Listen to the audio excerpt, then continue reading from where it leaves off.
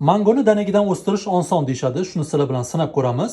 Oldin men avokadoni danagidan o'stirganman, lekin mango birinchi marta. Hozir birinchi o'rinda kesib, ichidan danagini olamiz. Mana mevani kesdik, ichidan mana shunaqa danak chiqar ekan. Endi bu danagini ochib, ichidan mag'zini olishimiz kerak. Qo'lni o'zi bilan danagini ochish juda ham oson ekan. Danagini ochsanglar, ichida mana shunaqa mag'zi bo'lar ekan. Endi biz bu mag'zini ustidagi terini ehtiyotkorlik bilan shilib olib tashlashimiz kerak. Shilib olib tashlamasanglar, mo'g'irlab ketish ehtimoli bo'lar ekan. Mana terini shilib olib tashladim. Rostdan ham terining ichi mo'g'irlashi boshlaydi ekan. Shu uchun albatta terini olib tashlaylik. Endi biz buni teplichka qilib qo'yamiz. Teplichkamiz mana shunaqa idish bo'ladi, ichi ko'rinadigan va yopiladigan. Idishimiz tagiga paxta disklarini yotqizib chiqamiz va paxtani ustiga mag'zimizni qo'yamiz.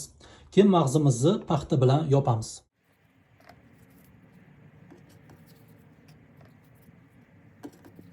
Endi paxtalarimizni yaxshilab qo'llaymiz va teplichkani yopib qo'yamiz.